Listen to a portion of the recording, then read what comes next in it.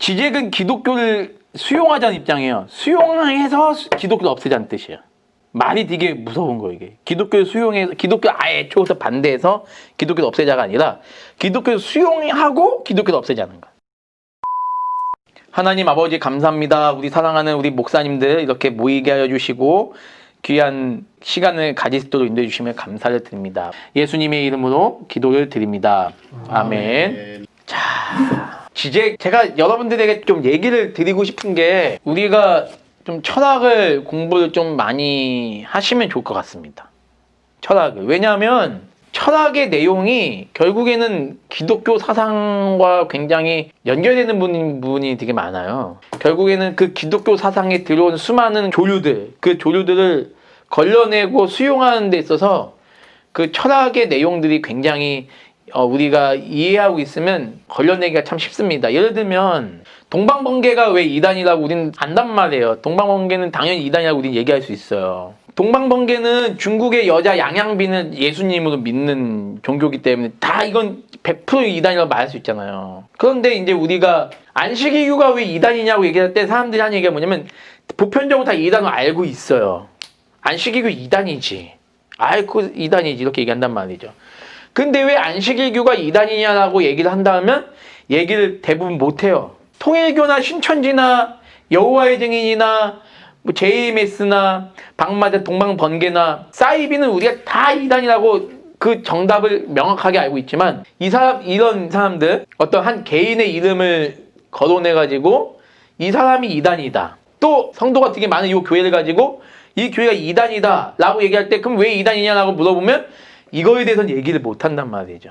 이럴 때 필요한 게 뭐냐면 어떤 철학적인 내용들이 되게 필요한 것 같아요. 왜냐하면 신학적으로는 이 사람들 설교를 들어보면요. 전혀 이단적인 것 같지가 않은데? 구원론도 마찬가지고 신론도 마찬가지고 기독론도 마찬가지고 전혀 이단 같지 않은데 왜 사람들이 다 이단이라고 할까? 신학적으로 만약에 이것을 우리가 신학적으로 풀어내지 못한다면 이거를 그 다음 단계가 뭐냐면 이 신학적인 내용을 철학적으로 어떻게 드러내고 있는가 그거를 우리가 좀 봐야 될 필요가 있거든요. 그런 차원에서 이 지잭이라는 사람은 되게 위험한 분이에요. 그럼 왜 지잭이 무서운 사람이냐라고 했을 때 이 사람이 얘기하는 부분에 있어서 성경적인 내용들이 되게 많이 있습니다. 많이 있는데요. 그 성경적인 내용만 가지고 이 사람이 잘못된 사람이니 옳은 사람이니 판단할 수가 없어요. 근데 이 성경적 내용만 가지고 안 되니까 결국엔 뭘 가지고 가냐면 이 사람들이 그 성경을 철학으로 어떻게 대입하는가를 보면 야, 이 사람 정말 무서운 사람이구나. 교회에서 전혀 수용할 수 없겠구나 라는 생각을 갖게 돼요. 이해가 되시죠? 여기까지. 그럼 이제 지잭에 대해서 한번 강의를 하는데 한번 이렇게 한번 나가보겠습니다. 이제 지잭을 이해하려면 좀 고대 이제 철학자를 가도록 할게요. 자, 소크라테스가 있고요. 플라톤이 있습니다. 자, 소크라테스의 특징은 뭐고 플라톤의 특징은 뭐죠? 우리 초대교회에서 할 때 대충 배웠죠? 소크라테스는 인간에 대한 관심이 되게 많은 사람이에요. 이 플라톤은 누구죠? 이 플라톤은 우리가 플라톤 하면 뭐 딱 떠오르는 세 글자. 이데아. 그렇죠. 이데아죠. 플라톤은 이데아.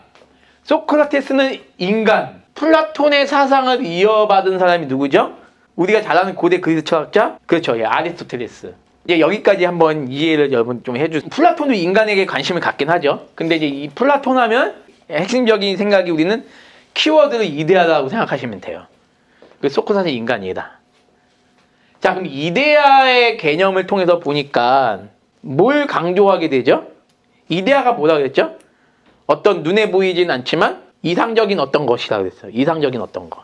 그러면 이 이데아는요, 굉장히 추상적이면서도 초월적인 것이죠. 눈에 보이는 것뿐만 아니라 눈에 보이지 않는 것까지 참된 선을 추구해 나간다라고 보시면 돼요. 근데 이제 그러다 보니까 이데아의 개념에서 플라톤은 어디에다 관심을 갖게 되냐면 그 영향을 받은 아리스토텔레스도 어디에 영향을 받게 되냐면 도덕적, 윤리적, 영적인 문제에 관심을 갖게 돼요. 소크라테스는 이 부분보다는 인간의 삶이 어때야 되느냐 이 부분에 대해서 관심을 많이 갖는 철학자고 플라톤이나 아리스토텔레스는 도덕적이고 윤리적이고 영적인 부분에 대해서 관심을 많이 갖게 되죠. 아무튼 이분들이 일으킨 이 고대 그리스 철학이 막대한 영향을 어디다 끼치냐면 로마 제국에다 이제 영향을 끼치죠. 로마 제국에다가. 자, 로마 제국에 영향을 끼치는데 로마 제국에 영향을 끼치니 고대 그리스 철학이 누구에게 먹히죠, 여러분들?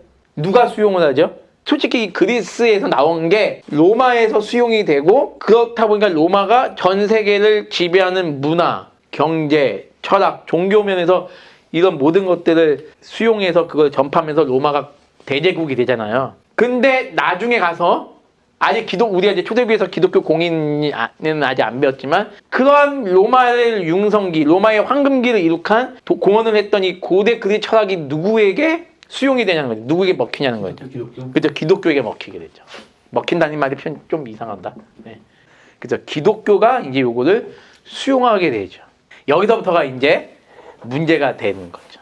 우리도 그걸 인정할 수밖에 없어요. 고대 그리스 철학의 그런 철학의 체계, 그 철학이 추구했던 이상형을 우리도 추구하는 건 분명 맞아요. 단지 우리는 그거를 이제 성경적으로 정말 하나님께서 원하시는 것을 우리가 추구하기 위해서 이제 나가는 것이죠. 자, 그래서 기독교가 로마 제국에게 이제 수용이 될 때쯤 되면 웃긴 건 뭐냐면 우리가 제국교회가 초대 순교자 교회 시대에서 제국교회가 될 때를 보면 순수했던 것들이 사라지는 거죠. 그래서 교리는 어디로 가져가냐면 교리가 성도들에게 그 신앙 고백의 어떤 전수 그 영향을 끼친 게 교리가 초대교회 그 순교자 시대 교회였다면 이제 이 교리는 이제 누구의 전유물이 되냐면 수도원의 전유물이 돼요. 수도원의 전유물. 여기까지 어떻게 따라오실 수 있으세요? 예, 수도의 전유물이 되는 거죠. 그러면서 신학이 도전을 받아. 처음으로. 지금까지 신학이 도전을 받았던 적이 없어요. 신학이 처음으로 도전을 받습니다. 누구에게 도전을 받죠? 여러분 한번 말씀해 보세요. 신학이 누구에게 도전을 받죠? 이 철학을 지금 기독교 수용을 했어요. 사람이요? 사람이라기보다는 여러분 특정한 우리 배웠어요. 힌트. 여러분들이 제일 어려워했던 거. 누구에게 도전을 받았다? 누구가 사람은 아니고 어떤 이론일 수도 있어요. 그게 중세 천년을 지배했던 이론이라고 제가 분명히 말씀드렸어요. 실제론과 유명론. 자, 보세요. 잠깐 여기서 중요해요. 이걸 알면 여러분들이 지제기에 대해서 여러분들이 좀 더 쉽게 들어갈 수 있어요. 여기까지 다 왔어요, 목사님. 기독교가 이제 철학이 기독교 수용하고 나서 정리 못했잖아 그때.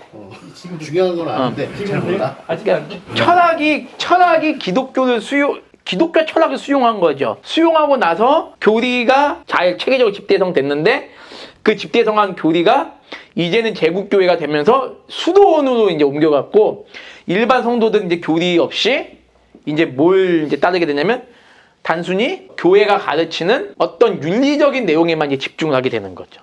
이게 이제 중세 이제 천주교회가 이제 시작이 된 이제 시점이죠. 그러면서 동시에 여러분 이렇게 하시면 돼요. 아주 쉽게 생각하면 이렇게 이해하시면 됩니다. 중세 천주교회가 시작되면서 이 실제론과 유명론 논쟁이 시작됐다고 보시면 돼요. 언제까지? 종교개혁이 일어나기 직전까지. 이렇게 보시면 돼요. 그러면 실제론이 무엇이나 하고 더 이상 설명을 안 하고요. 아주 쉽게 얘기해드리면 이럴게요. 실제는 분명히 존재한다. 실제는 분명히 존재한다. 그 실제가 어떻게 존재한다? 보편적으로 존재한다는 게 실제론이에요. 이해되시죠? 유명론은 뭐냐? 유명론은 실제는 없다. 실제는 없다. 그러면 실제가 없지만 실제는 있어야 되기 때문에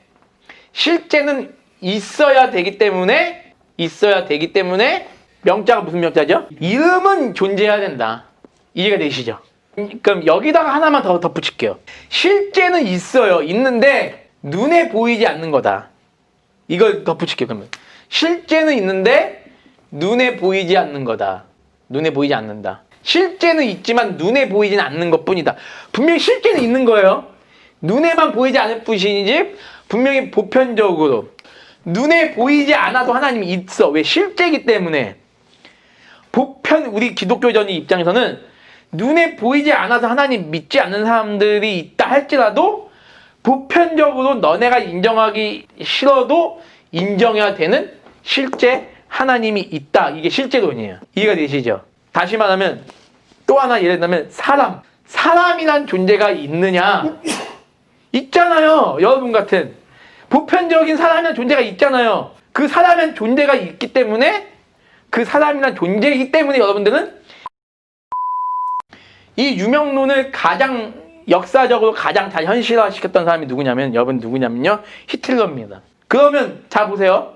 히틀러에게 있어서는 사람이라는 게 중요한가요? 아니면 사람이라는 존재라면 모든 인간이 다 하나님의 형상으로 지음받은 고귀한 존재라는 사실을 인정받아야죠. 객체만 중요한 거죠. 그죠? 개체만 중요한 거야. 히틀러에게는. 일본도 마찬가지. 일본 국민이 아니고 우리나라 조선 국민이었으면 우리나라는 인간 취급 못 받는 거잖아요. 그 당시. 그런 개념인 거예요.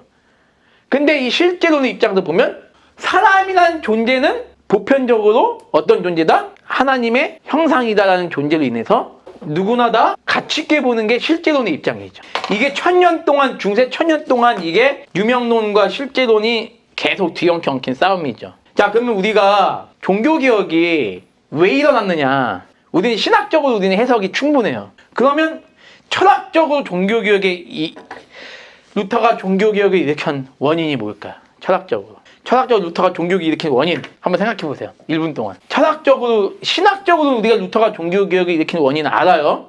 너무 잘 알아요. 배웠단 말이야. 예, 말씀하세요. 카톨릭은 그 당시 교회는 교회 안에 들어와 있으면 구원이 있다라고 얘기했고 그게 아니에요 혹시? 한번 말씀해 보세요. 한번 말씀해 교회 보세요. 안에 들어와 있으면 네, 말씀해 보세요.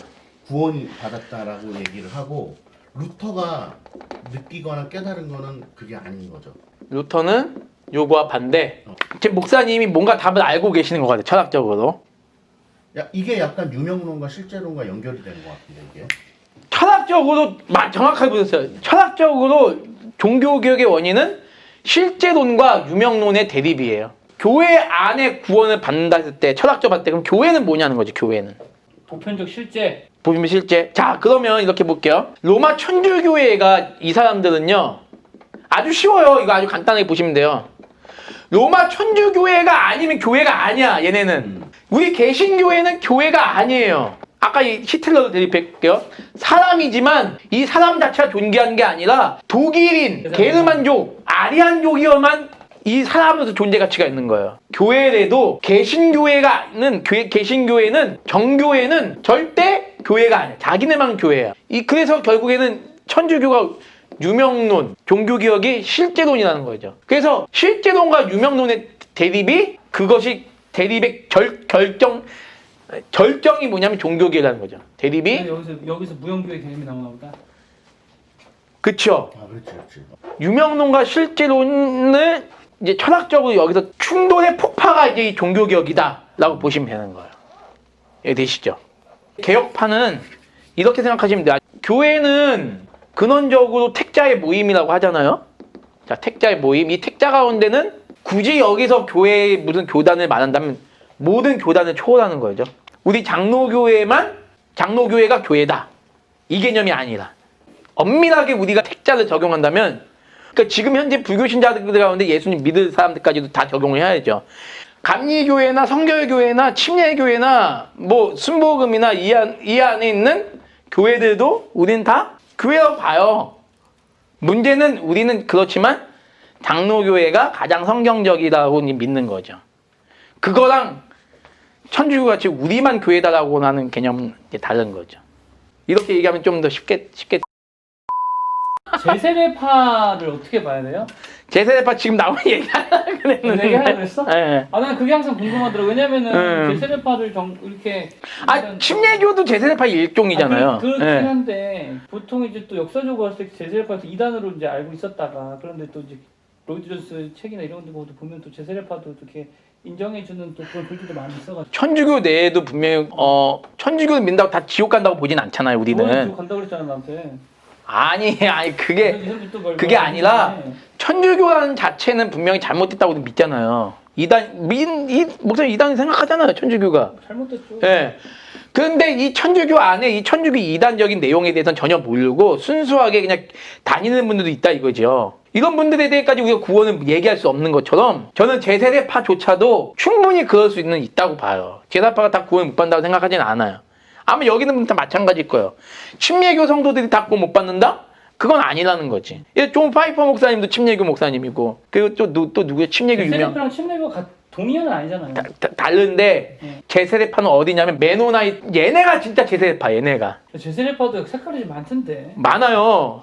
그리고 저기도 제세례파요 목사님. 우리나라에 있는 거 얘네는 우리나라에 없죠 목사님? 메노나이트는 우리나라에 있는 제세례파가 대표적인 게 얘네들. 페이커? 예, 얘네가 이제 우리나라에 있는 한 1000명 된다는 걸로 알고 있어 성도가. 여기도 엄청 제세례파죠. 제가 있던 그리스도 교회 제세례파요? 여기도 제세례예요. 제가 있어서 3년 약간 제세례파 쪽에서도 약간 성령 운동 좀 강한 그런. 제세례파는 성령 운동이 강하죠 목사님. 그렇죠, 강하죠. 예, 강하죠. 그렇지 좀. 침례교 부동 침례교 그게 강한가? 그러니까 뭐 제가 있던 그리스도 교회를 그냥 예를 든다면 그리스도 교회는 말은 제세례파인데 전혀 제세례파 같지 않아요. 순복음 계열. 순복음 같고 또 어쨌든 장로교회 같고 그래요. 그러니까요. 원래 좀 이렇게 딱딱한 침례교가 좀 그랬는데. 근데 아무튼 이제 제세례파 특징이 이제 유아 세례는 거의 부정한다고 봐야죠. 그렇기 때문에 그렇게 이제 가면 또 이런 얘기가 나와요. 유아 세례 지지하지 않는 성도는 구원 못 받냐? 이 종교개혁이 일어나면서 이제 제일 중요한 게 뭐죠? 종교개혁에서? 그쵸, 광범위하다는. 내가 이걸 왜 얘기를 하냐면 어느 정도 일을 하시면요. 나중에 현대신학까지 이게 다 연결이 돼요. 일단 종교개혁하면 일단 여러분들이 이건 아닐 것 같은데라는 것부터 제가 말씀드릴게요. 종교개혁은 인간의 이성, 그쵸, 중시적인. 근데 많은 분들이 이게 종교개혁은 하나님을 더 높이는 거 아니야? 이렇게 오해를 한단 말이죠. 종교개혁, 개혁신앙 뭐예요? 하나님의 영광이잖아요. 그 하나님의 영광을 올려드린다고 해서 인간의 이성을 무시하는 게 아닌데 어떤 분들은 그러니까 설교 시간에 그렇게 얘기하는 분들 봤어요. 종교개혁은 인간의 타락한 이성을 절제시키고 오직 하나님의 영광만 부각시킨다. 근데 웃긴 건 뭐예요? 아주 논리적으로 쉽게 설명하면 이렇게 되잖아요. 인간의 이성이 없이 어떻게 우리가 하나님을 믿을 수가 있고 하나님께 영광을 올리는 게 무엇인지 우리가 연구할 수 있겠냐는 거죠. 중생한 이성이라고 해도 될거 아니에요? 맞지 뭐 엄밀히 따지면 이 천주교가 중세교회사를 배우면요. 오히려 천주교 중세교회사 천년이 뭐냐면 인간의 이성을 말살시키는 짓이래요. 원래 엄밀히 따지면. 너네들 이성 필요 없어. 무조건 로마 천주교회가 가르친 대로 해야 돼. 이게 중세교회사거든요. 몸이나. 국왕들 필요 없어. 니네들 네덜란드 국왕, 이탈리아 국왕 필요 없어. 프랑스 국왕 너네들은 다 무조건 로마 교황 앞에 무릎을 꿇어야 돼. 그 사건의 가장 큰 카노사 굴욕 이 사건이잖아요. 목사님 아시잖아요. 이거는 중고등학교 세계사에도 나오는 내용이거든. 그만큼 인간의 이성을 가장 밑바닥으로까지 떨어뜨린 게 바로 이거라고 할 정도로 아무튼 이 종교개혁은 인간의 이성을 굉장히 중시 여겨요. 우리는 이거를 이게 헤르만 바빙크 이분이 굉장히 이걸 잘 설명해요. 프랑스 대혁명하고 종교개혁의 차이점을 이렇게 보시면 돼요. 종교개혁, 르네상스, 프랑스 대혁명. 자, 여기 세 개 여부 다 구분할 수 있겠어요, 이거? 세 개 차이점. 공통점은 뭐고 차이점은 뭘까? 해주세요. 네, 공통점. 종교개혁과 르네상스와 프랑스 대혁명. 우리 유정호 목사님 공통점. 기득권을 깼다. 네? 기득권을 깼다. 그쵸. 기득권을 깼다. 뭐 이거는 기득권을 깼다. 인간의 이성 중시. 그쵸. 인간의 이성 중시. 자, 세 번째. 그러니까 신학 종교적으로 기계적인 종교관에서 유기적 종교관으로의 이동. 프랑스 대혁명은 3번으로 보기는 힘들지 않아요? 여기서 기계적 종교관이라고 하는 건 뭐냐면 무조건 내가 인정하기 싫든 인정하든 이걸 따라가는 종교고 오히려 여기서는 이제 제가 여기서 말씀드리고 싶은 거는 여기서는 내 이성으로 신이 없으면 안 믿어도 되는 이제 그런 자율성. 자율성을 말하는 게 낫겠다. 예. 이게 지금 여기 들어가거든요. 자율성과 타율성 이제 여기도 이제 포함이 되거든요. 얘네들은 타율성이 정확하게 뭐라고 보세요? 타율성? 강요하는 거죠. 그렇죠. 그러니까 요 개념이 여기로 이제 변화되는 거죠. 종교개혁과 르네상스 이것이. 근데 여기서 구분점이 있죠. 구분점. 바빙크가 이걸 얘기하면서 뭐라고 하냐면 종교개혁은 그래도 여기까지는 좀 나아요. 여기까지 좀 나은데 여기서부터 이제 완전히 이제 또 달라지는 게 뭐냐면 인간의 이성이 신 중심을 탈피해버려서 어디로 가냐면 인간의 이성이 이신론으로 가는 영향을 뭐가 준다? 얘가 준다. 그리고 이 이신론이 더 커져서 내 경험이 최고다. 경험론. 경험이 최고지만 이 경험, 내가 경험한 이것이 보편적으로 합리적으로 보이지 않으면 이건 잘못된 거다. 그래서 합리론. 이런 개념으로 이제 다 가는 거죠. 적어도 이 이신론이나 경험론이나 합리론은 여기까지는 없었단 말이에요. 여기까지. 근데 이 르네상스 시대가 되면서 근데 잠시만요. 예. 합리론과 경험론은 오히려 더 먼저 썼던 것들이잖아요. 합리론 같은 경우에는 그런가 보다. 예. 예, 왜냐면 합리론은 맨 처음 주장한 사람이 베 이게 나는 존재하고 데카르트. 예, 맞아. 예. 그게 맞아. 베이컨이잖아요. 베이컨. 이게 먼저네. 예, 그 훨씬 먼저죠. 이 영향 맞아. 이 영향을 통해서 이제 이신론으로 발전하게 되는 거지. 맞아. 예, 죄송합니다. 제가 맞습니다. 예. 미안해. 예. 맞습니다. 아니 르네상스였어 그거는. 맞아요. 예. 그러니까 아무튼 합리론과 경험은 르네상스부터 그래서 이제 이 르네상스가 갑자기 막 다 지우시네. 이 르네상스가 인간의 이성에 굉장히 획기적인 영향을 준 건 맞아요. 종교개혁도. 근데 이제 맞습니다. 이게 이 인간의 이성이 결국엔 신 중심의 어떤 개념에서 탈피가 돼버린. 그러니까 우리가 가지는 이성은 뭐죠? 하나님 안에 있는 이성이잖아요. 그 이성이 여기까지는 이제 온전하게 하나님 안에 있는 이성 자체를 아예 말살을 시킨 게 뭐냐면 중세교회 시대죠. 대충 이해가 되시죠? 네. 예, 종교개혁과 르네상스와 프랑스 대혁명. 이따가 이제 지제기 프랑스 대혁명에 대해서 이제 얘기를 해요. 프랑스 대혁명이 잘못됐다고 얘기를 해요. 여기서 이제 좀 이따 얘기를 드릴 건데 아무튼 인간의 이성을 중시해요. 종교개혁이. 그 다음에 종교개혁의 특징이 또 뭐냐면 우리가 알고 있는 모든 분야를 다 발전시키는데 공헌을 하는 거죠. 왜? 인간의 이성을 중시하니까. 문화, 장려, 예술이나 문화, 예술, 장려, 운동, 연극, 영화 다 엄밀히 따지면 종교개혁에 다 영향이거든요. 콘셉트 나온 거죠. 예. 그리고 근대 5종 아시죠? 올림픽에 있는 근대 5종. 이 근대 5종을 종교개혁자들이 즐겼다는 거예요. 승마, 요트 이런 것들. 그 사무엘 러더포드 아시죠? 사무엘 러더포드가 요트를 즐겼대요. 예.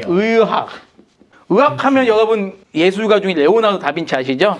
인간 몸 회부, 지금의 우리 그때 500년 전에 레오나르도 다빈치가 그린 그 해부학이 지금 의학에서 사용되고 있어요. 아무튼 그런 거. 근데 이제 이 예술 같은 경우는 여기서 예술은 중세대 때는 어떤 예술이죠? 거의 다? 교회와 관련된. 물론 이제 종교개혁이 일어나서도 예술은 교회를 벗어나진 않아요. 벗어나지 않지만 교회를 중심으로 그 예술이 이제 풍경화, 어떤 이제 수채화라고 하면 안 돼요. 풍경화, 아니면 인물 중심에서 이제 배경 중심으로 이제 중세시대 때는 감히 왜 사람들이 왜 풍경화를 그리지 정문화, 풍경화를 왜 그리지 않았을까요? 세상은 속된 것이기 때문에. 사람을 그려도 누굴만 그리냐? 예수님, 성모 마리아, 마귀가 막 지옥에서 막 사람들이 이렇게 막 하는 모습, 천사들이 막 나팔 부는 모습, 이런 것밖에 안 그렸단 말이에요. 근데 이제 종교개혁이 지나면서 그게 성경적이지 않은 걸 알고 문화가 이제 예술이 확장된 거죠. 자, 일단 여기까지.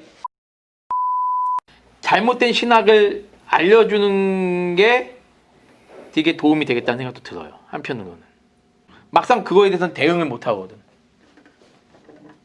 예를 들면 우리는 사람을 살리고 사람을 위해서 헌신해야 되고 사람을 중히 여겨야 됩니다 라고 얘기를 한다면 보수신학을 가진 분이 똑같이 하고 이쪽에 민중신학을 가진 사람이 똑같이 얘기를 해도 근데 우리는 이 사람이 어떤 신학적인 사상을 가지고 어떤 배경을 가지고 자라온 사람이 그런 얘기를 하는 거에 대해서 우리는 분간할 수 있단 말이야. 근데 성도들은 분간을 못 하잖아요. 이분이 어떤 사람이 정말 은혜로운 말이다.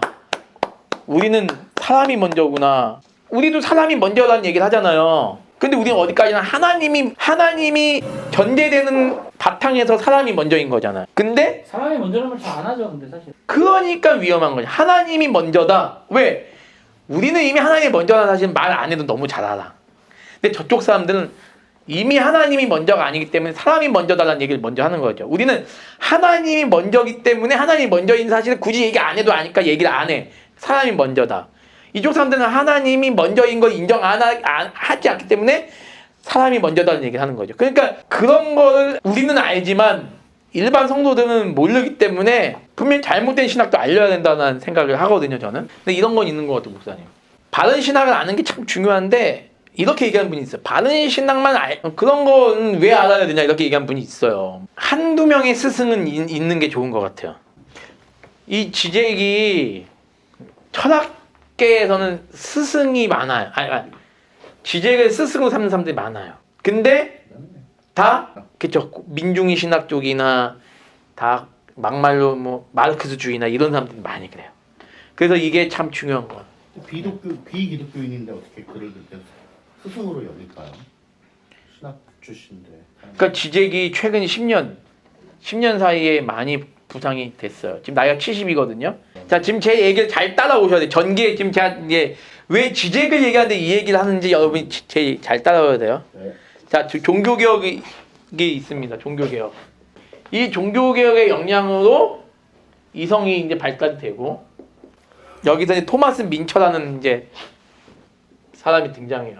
토마스 민처는 근대교회사에 나와요. 근대교회사에.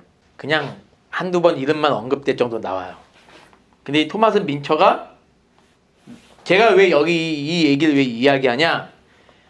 이 사람이 최초의 프롤레타리아의 그 원조다라고 얘기할 수 있어요. 프롤레타리아 혁명을 일으킨 사람이다. 이 사람이 농민혁명을 일으켜요. 농민혁명 최초의, 그러니까 우리 입장에서는 자본가와 피자본가의 싸움을 일으킨 사람이에요. 근데 이 사람이 아까 전에 이제 목사님이 말씀하셨던 제침례파예요. 제세례파. 아, 그래서 내가 지금 익숙하구나. 이 사람이 제세례파예요. 제세례파의 주장은 핵심 뭐냐면 국가의 지도자라도 우리가 무력으로 내쫓을 수 있다라는 주장을 펼치는 사람들이 이 제세례파예요. 제세례파. 분파가 많아요. 그런 보통 파도 있고 완전히 우리는 어떤 폭력도 쓰면 안 된다 이런 주장도 있어요. 이 사람은 폭력을 사용하길 원해요. 그래서 루터에게 요청합니다. 루터에게 뭘 요청하죠? 농민혁명을 우리가 일으키자. 누굴 향해서? 영주들을 우리가 무력으로 몰아내자.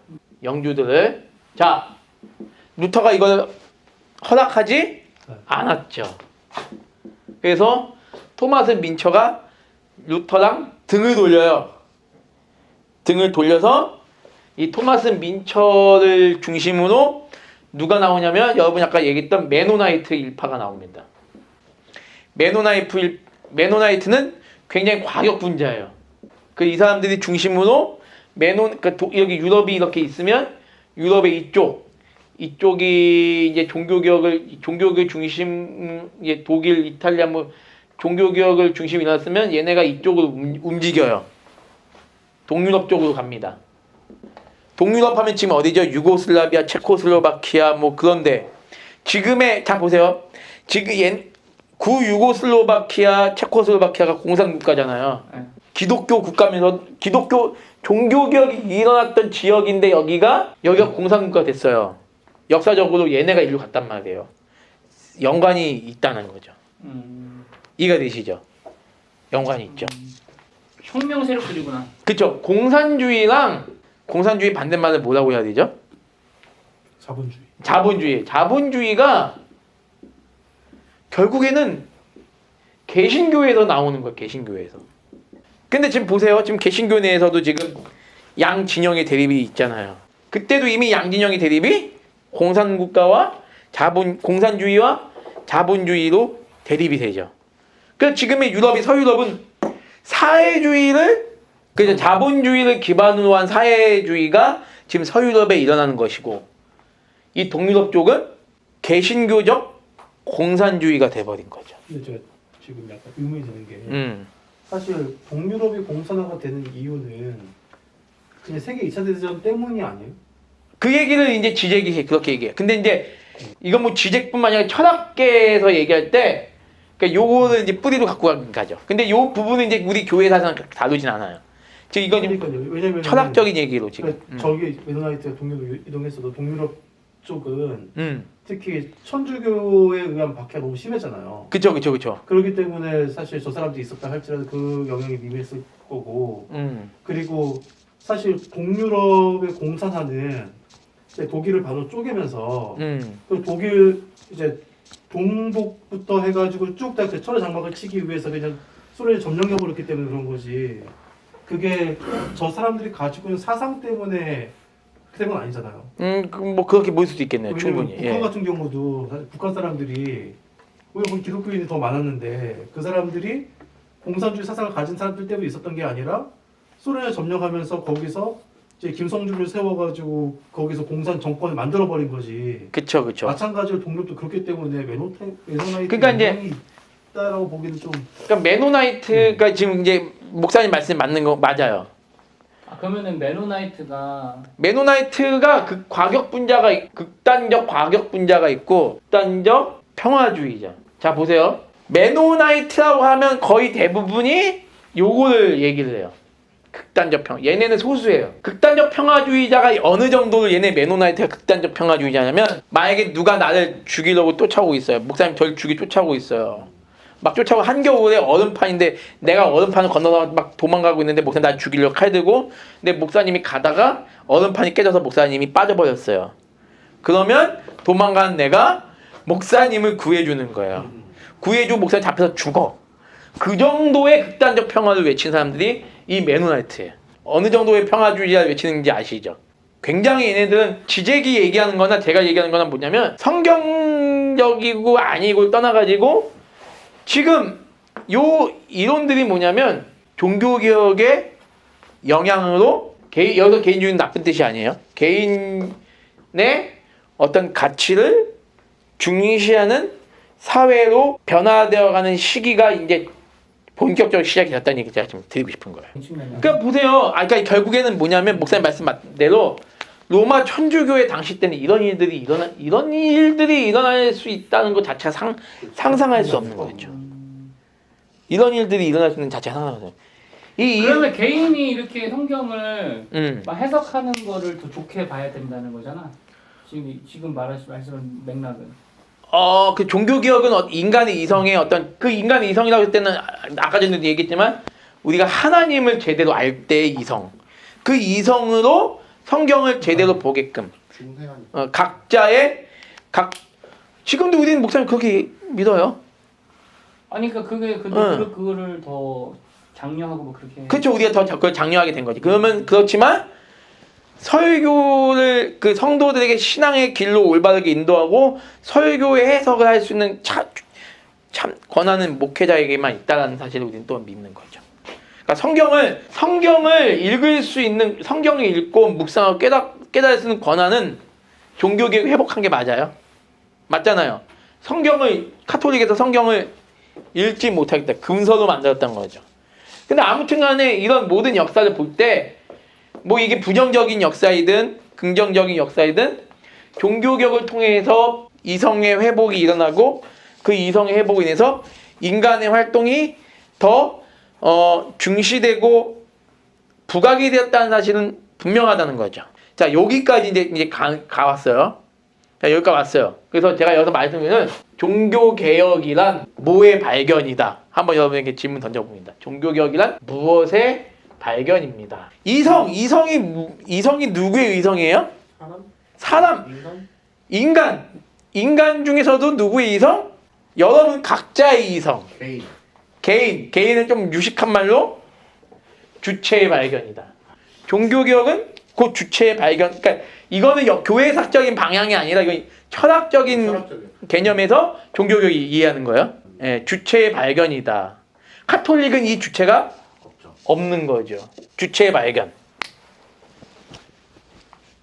그러니까 우리가 철학을 좀 알면 이 말들이 반드시 나쁜 말이 아니에요. 좋은 말. 근데 이 주체가 결국 그래서 이거를 종교개혁의 이 주체의 발견을 우리가 다른 말로 얘기하면 이 말을 그대로 쓸 수가 있는 거죠. 개인주의. 이런 차원에서 우리가 개인주의가 나쁜 게 아니라는 거야. 오히려 이 개인주의를 통해서 이타주의까지 갈 수 있는. 그러니까 이 종교개혁의 공헌은 우리도 인정하지만 이 얘기를 지젝도 이렇게 얘기를 해요. 여기까지. 이게 지적의 얘기예요? 지젝도 이렇게 얘기를 해요. 자, 그러면 여기까지는 아무 문제가 없는 것 같아요. 근데 이제 좀 한번 생각해 볼게요. 결국 이 주체라는 개념이 내가 생각할 수 있는 개념이 되어버리는 거예요. 내가 생각하는 거예요. 누가 생각하는 거예요? 내 생각이 목사님 생각이 아니라 목사님 생각이 내 생각이 아니듯이 내가 생각하고 내가 판단하는 거예요. 어딘 모든 면에서 종교까지도. 나는 종교의 이게 이제 여기가 위험성이 돼버리는 거죠. 종교의 주체는 누구냐면 우리는 뭐라고 믿잖아요. 종교 주체를 성령님, 하나님. 근데 지적은 이제 여기를 벗어나기 시작한 거예요. 근데 아직 이 얘기를 하려는 건 아니에요. 제가 이 얘기를 하려는 건 아니고 아직 지적뿐만 아니라 뭐 모든 사람들이 다 예. 종교의 주체 예. 개인으로 봐요. 그 개인주의의 아주 개인주의를 대표적으로 얘기하는 분이 아까 전에 우리 유정호 목사님 말씀하셨던 데카르트. 나는 생각한다, 고로 존재한다. 그 영어로 뭐라 그러죠? I think so I am. 아 예. 어려운 영어는 아닌데 네. 사실 I think so I am. 예, 데카르트가 이제 얘기를 하죠. 자, 그러면 데카르트가 이 얘기를 한 거를 우리는 나쁘게 받아들이지 않잖아요. 내가 생각하니까 내가 존재하는 게 맞다는 거지. 존재하지 않는 아무리 내가 물고기가 되고 싶어도 물고기의 생각을 알고 싶어도 물고기의 생각을 내가 모르는 거는 내가 물고기가 아니기 때문에. 그렇죠? 모르는 거죠. 내가 문인성 목사님의 생각, 마음속에 지금 어떤 생각이 있는지 몰라도 내가 그 생각을 알 수 없는 게 뭐냐? 내가 문인성 목사님 아니니까 난 모르는 거예요. 그러니까 내가 생각할 수 있는 건 뭐냐? 존재할 수, 나라는 인간이 존재하기 때문에 생각할 수 있는 거죠. 그래서 반대요. 반대. 이게 어떻게 되냐면은 그 데카르트의 그거는 모든 것은 다 의심할 수 있는 거예요. 다. 이게 실제인지 아닌지 다 의심이 가는 거. 근데 생각을 하고 있는 나 자신은 이거는 부정할 수 없는 존재라는 거죠. 그쵸. 예. 그래서 이제 철학의 시발점은 생각할 수 있는 나로부터 한 개씩 검증해 나간다는 거죠. 그쵸. 예. 모든 것들은 의심할 수 있는 것들인데 눈에 보이는 것들도 근데 분명하게 이 의심하는 나는 존재한다는 거잖아요. 그게 데카르트의 입장이다. 예, 감사합니다. 데카르트를 통해서 뭐가 발견되냐면 내가가 발견돼요. 내가 1인칭 나로부터 시작되리네. 예, 내가 소리에 발견된다. 소리에 목소리. 내가 발견된다. 근데 이 말이 데카르트에게는 어떻게 이용이 되냐면 만약에 이 말을 데카르트가 신이 먼저고 그 다음에 나다라고 얘기를 하면 상관이 없는데 데카르트는 이렇게 얘기해요. 신이 아니라 내가 우선이다. 지금 우리 유정 목사님 말씀하신 거 똑같은 거예요. 신도 의심할 수 있다는 거지. 신도 의심할 수 있는 신이 정말 있는지 없는지 나는 의심해. 근데 중요한 건 뭐냐? 신이 있고 없고 떠나서 그걸 의심하는 나는 존재한다는 거죠. 그러니까 신보다 내가 더 앞서가는 거죠. 신은 없을 수도 있지만 나는 분명히 있다. 그쵸? 그게 데카르트 이야기예요. 종교개혁의 영향이 철학적으로 볼 때 이런 부정적인 영향이 물론 이게 종교개혁이 이 사람을 그렇게 만든 건 아니지만 이 사람이 이제 그 종교개혁을 잘못 그렇게 받아들인 거지만 이런 식으로까지 가게 돼요. 개인이 돼버린다. 개인의 가장 큰 절정이 언제죠? 개인의 가장 절정? 포스트 모더니즘이 가장 큰 절정에 이르게 되죠. 개인의 절정. 그러니까 이 종교계의 역사를 이렇게 쭉 보면 참 인간의 그 본성상 이 순수한 종교개혁의 그 취지들이 변질될 수밖에 없어요. 이해되시죠? 변질될 수밖에 없다는 거. 그래서 이제 결국에는 이 데카르트 시대에 이후에 나타난 합리론으로 말미암아 기독교가 그 권위가 약해지죠. 참 아이러니컬하죠. 종교개혁은 주체 발견이었는데 그 주체 발견을 통하여 오히려 교회가 약화되는 역할이 생겨버렸다. 그래서 우리가 아는 이 프랑스 혁명은 그걸 아주 적나라하게 보여주는 역사예요. 프랑스 혁명은. 루터나 데카르트에 의해서 보여주는 그 역사가 오히려 이제 그러니까 하나님을 기반으로 한 인간의 주체를 중심으로 한 역사였다면 종교개혁이 하나님을 기반으로 한 인간의 주체를 중심으로 한 역사였다고 한다면 이후에 뭐 합리론이나 이신론이나 그런 경험론이나 그런 모든 것들의 산물이 프랑스 혁명을 통하여 신이 부정되고 인간이 드러나 버리는 현상. 그래서 이제 여기서 바빙크는 뭐라 얘기하냐? 프랑스 혁명에 나오는 인권 선언문은 그분이 쓴 계시 철학의 이 내용이 나와요. 인권 선언문의 핵심 뭐죠? 자유, 평등, 박애. 이거는 하나님이 없는 아주 잘못된 것이다 라고 얘기를 하죠. 종교개혁은 요거를 부활을 시켰죠. 근데 이 계몽주의는 그 종교개혁이 부활시킨 참된 자유, 평등, 박애를 없애버린 거죠. 자, 그럼 여기서 질문. 종교개혁이 우리에게 가져다준 자유와 평등과 박애는 뭘까요? 근데 그거를 다 빼버리게 되죠. 왜? 주체가 최고다. 지객하고 점점 가까워오고 있어요, 여러분들. 프랑스 혁명을 중심으로 해서 이 주체가 뭘로 드러나냐면, 이 주체가 뭘로 드러나죠? 이거는 못 맞추게 돼. 이성. 그렇죠. 이성이 돼버려, 주체가. 인간 이성으로 이름을 바꿔가기 시작해요, 이름을. 프랑스 혁명하면 뭐다? 이성이에요, 이성. 이것만 기억하시면 돼요. 프랑스 혁명하면 이성을 굉장히 강조한다. 주체라는 이름보다 이성이라는 이름이 더 이제 강하게 이제 되는 거예요. 다시 말하면 루터는 주체를 더 이렇게 드러내기 위해서 헌신했던 사람이라면 프랑스 혁명은 이제 그 주체를 뛰어넘어서 이성이 최고다라고 이제 얘기를 하게 되죠. 주체와 이성. 조금 이게 주체를 부각시키면 이성이 부각되는 거 아니냐라고 생각이 되어질 수 있잖아요. 그럼 주체와 이성을 구분할 수 있는 게 뭘까요, 여러분들? 주체와 이성을 구분할 수 있는 거? 지젝이 이렇게 얘기를 해요. 주체와 이성은 좀 다르다. 뭐 다르냐? 이성은 뭐다? 주체와 다르다. 주체와 다른 게 뭐죠? 객체죠? 이성이 객체라는 거예요. 이렇게 얘기를 해요. 이성은 객체다. 이해가 되세요, 이게? 이성은 뭐냐면 보편적으로 추구하는 진리를 인정하는 게 바로 이성이다는 거야. 보편적으로 추구하는 진리를 인정하는 게 이성이다는 거야. 자, 보세요. 이제 아주 쉽게 설명합니다. 주체는 목사님이 중요한 거예요. 그러니까 이게 좀 설명 어려운데, 주체는 뭐냐면 내가 먼저 잘 되면 돼요. 이재신 목사님이나 류정호 목사님이 잘 되는 건 둘째야. 이런 얘기죠. 내가 잘 돼야 남을 도울 수 있지. 내가 못된다도 남을 도울 수 있냐, 이게 똑같은 얘기죠. 자, 보세요. 그럼 이게 종교적으로 가면 내가 신이 없다고 믿으면 돼.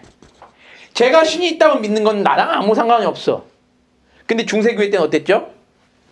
교회에서 너 하나님 안 믿으면 종교재판소에 끌려와서는 죽어. 이렇게 되면 다 믿음. 그러니까 중세교회 때는 교회와 정치가 분리가 안 됐잖아요. 이해되시잖아요, 여기까지는. 마찬가지죠. 주체는 뭐다? 주체는 이걸 탈피해서 나 중심이 돼버렸어요. 내가 중요한 거예요. 내 가족이 중요한 거예요. 프랑스 혁명이 이성으로 이제 그 주체를 더 넘어서 이성 같다는 건 뭐냐면 내가 중심이 아니라 아무리 내가 예를 들어서 이거는 컵이에요, 종이라고 했을 때 이 적절한 예시인지 모르겠는데 합리로 간다는 얘기죠. 그렇죠. 아무리 내가 이거를 그냥 종이로 본다 할지라도 모든 사람들이 이거를 종이보다 먼저 컵을 본다면 컵으로 봐야 된다라는 게 이성으로 간다는 얘기예요. 보편적으로 추구하는 진리로 간다. 이해가 됐어요? 무슨 말인지? 이게 근데 그렇게 되면 합리로 간다는 얘기죠. 합리, 그렇죠? 예. 그러니까 내 중심이긴 하지만 보편적 합리성. 그렇죠. 보편합리성. 그 여기서부터 이제 루터나 칼빈이 말하는 이성하고 차이가 있는 거예요. 여기서부터는 다시 말하면 하나님이 없는 것이 보편적인 진리가 돼버린, 만약에 예를 21세기라면 이거를 믿는 것이 이성적이다는 거예요. 합리적이고. 이게 이성적.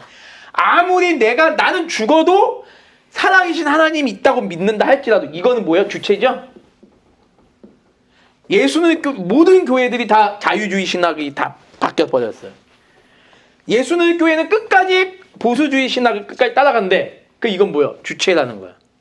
근데 그 모든 교회들이 한국뿐만 아니라 세계 모든 교회들이 보편적으로 자유주의 신학을 따라간다? 그게 합리적이야. 그래서 그걸 따라간다는 거야. 다수결이네 결국. 다수의견이라기보다는 보편적, 좀 더 철학적인 합리적. 표현으로 합리적, 보편적이라는 말을 쓰는 게 좀 더 나을 것 같아요. 공리주의적인. 그쵸? 공리주의, 말 잘했어. 지적이 공리주의란 말을 잘 써요. 그래서 공리. 공리주의 우리 쪽에서 좀 잘 쓰는. 공리주의도요 결국에는 의미가 절대 행복 음, 그런 거야? 절대다수 절대행복이 결국에는 유물론적으로 가도 그 말을 사용할 수 있어 충분히. 서로 추구하는 방향이 좀 다르니까. 예. 같은 단어 써도. 그러니까 이게 지금 주체랑 이성형 이성으로 넘어가는 그 프랑스 혁명. 프랑스 대혁명이라고 철학계에서 철학계에서 이렇게 보고 그 있어요. 다음부터 이제 합리주의 시대가 되는 거예요? 근데 그 영향이 지금까지도 있는 것 같은데. 그쵸 그 영향 지금 그래서 이제 여기서 말하면 포스트 모더니즘 동성애 그렇게 나가요. 이제 계속 나가고 있어요. 그러니까 제가 지금 지적을 얘기하는데 계속 왜 종교 역사 얘기를 하는지 어느 정도 이해가 되실 이게 거예요. 어떻게 보편화가 됐는지 말이 안 된다. 그러니까 아니 어떻게 보면 자기네가 이거 강사한 표현이지만 자기네가 주장하는 이론과 안 맞는 거지. 어떻게 보면 지금 좌파들이 하는. 프랑스 혁명은 아무튼 자 이렇게 이제 이해하세요, 목사님. 프랑스 혁명은 뭐다? 주체를 이성 좀 더 이거를 철학적인 용어로 말하면 객체로 이성은 나만 갖고 있잖아요. 갖고 있잖아. 이성은 그렇게 되면 객체잖아. 객체지만 이 이성을 보편적인 어떤 합리성을 추구하는 존재로 시대가 만들어갈 때 거기에 합당한 생각을 가진 그 이성을 추구한다는 거야. 주체는 나를 발견하는 거잖아요. 나를. 주체성의 상실, 중세교회. 네. 그 주체성의 회복, 종교개혁. 네. 근데 그 주체성을 왜곡시킨 게 뭐다? 프랑스 대혁명. 다시 한번 말씀드릴게요. 그럼 우리 입장에서 주체성은 굉장히 좋은 의미의 그럼요. 거고. 좋은 거, 이성도 좋은 거지.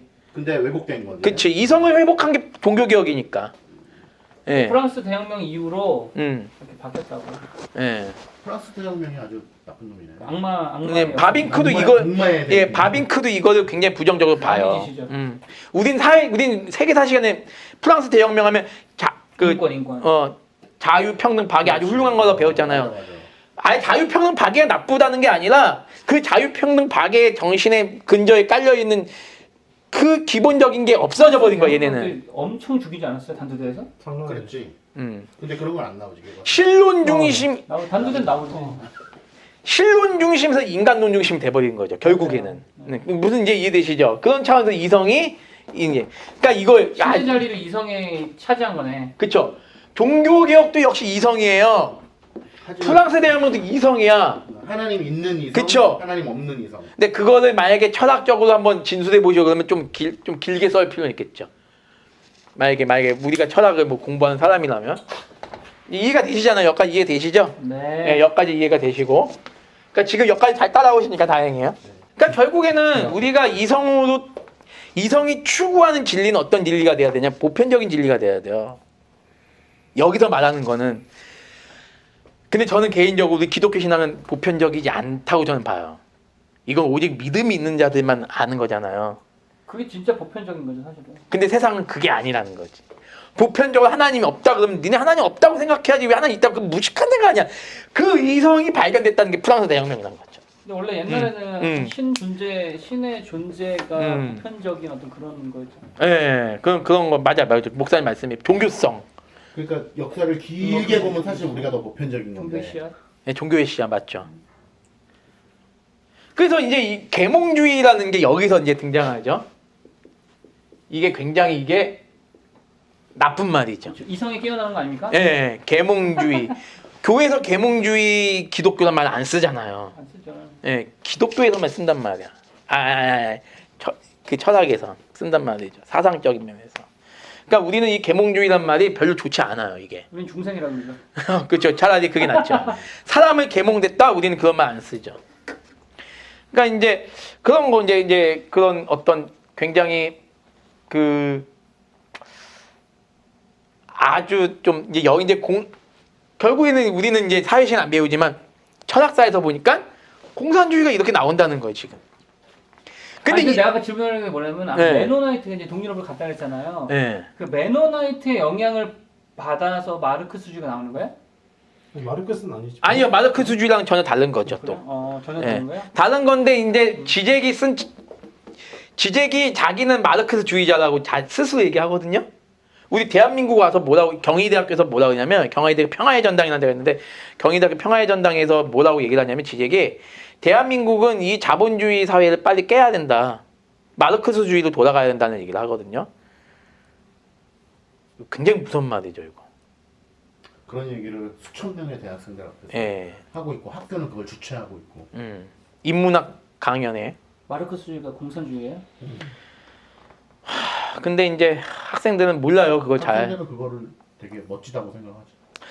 자 그러면 여기서 자 계몽주의가 제일 나쁘다 그랬어요. 자 그럼 한번 볼게요. 나가 더 구체적으로 발견되는 거예요.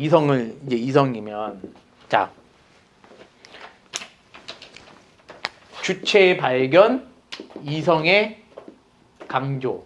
자 이거를 이제 통해서 봤을 때 목사님이나 누구를 과연 가르칠 수 있냐는 거죠. 아무도 못 가르치죠. 못 가르쳐요 여기서. 왜? 내가 내 생각의 주인이에요. 네가 나를 가르칠 수 없어. 네가 나를 왜 가르쳐? 못 가르쳐요. 그런데 이 계몽주의는 보편적인 어떤 그 생각을 갖고 있는 사람이 있다면 그 생각을 추구하게끔 만들면서도 가르치진 않아. 이해가 좀 어렵나요? 그게 어떻게 가능하죠? 유정호 목사님한테 하나님이 있어라고 가르치면 안 돼요. 이거는 알았어. 무슨 말인지 알았어. 하나님이 있어를 가르칠 수 없어요. 이제 이 시대에는 강요하지 말라는 거야. 우리가 목회자로 설교를 할 수 없어요. 성도들한테. 설교는 할 수 있겠지만 네 삶이 다 다르기 때문에 강요하지 말자는 거지. 하나님을 가르쳤는데 난 하나님 못 믿겠는데 그럼 그걸로 존중하자. 이제 이렇게 돼요. 그게 계몽주의예요? 계몽주의 영향이 그러니까 그게 계몽주의라고 얘기하면 안 되고 그런 영향으로 그런 계몽주의를 말하면 그런 영향이 있었다라고 얘기해요. 자기 결정권이에요. 자기 결정. 그렇죠, 예, 그렇죠, 그런 거죠. 그러니까 이 주체 발견, 이성의 확립 이게 굉장히 나쁜 방향으로 이제 가게 되는 거예요. 근데 이 얘기를 지젝이 막 해요. 막 하면서 이것을 유일하게 해소할 수 있는 방법이 마르크스주의라고 얘기를 하는 거죠. 개인주의는 나쁜 말이네 그러면. 지금 말하는 개인주의. 아니야. 내가 아까 얘기하잖아. 주체와 이 이성이라는 것이 종교개혁의 원리를 그대로 우리가 이어갔다면 이 말을 우리가 기쁘게 받아들일 수 있죠. 개인주의라는 것도 마찬가지고. 근데 어쨌든 여기서 저런 개인주의는 나쁜 거잖아. 그쵸. 그런 건 나쁜 거죠. 결국에는 이거를 객체와 죄송합니다. 써상했다. 객체와 주체를 만나게 하고자 하는 시도가 일어나요. 만나게 하는 시도가 일어납니다. 그 시도를 했던 대표적인 학자가 누구냐면